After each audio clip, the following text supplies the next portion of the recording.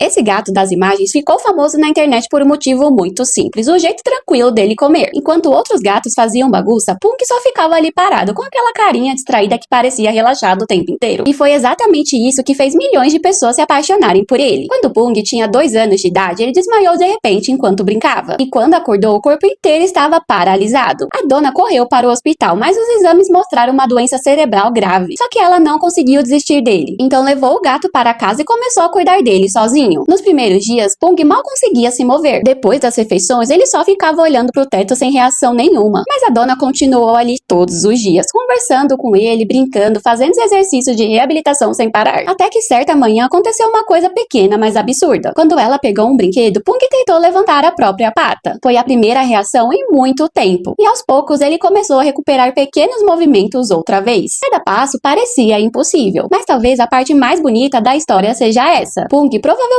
sobreviveu porque alguém simplesmente se recusou a abandonar ele.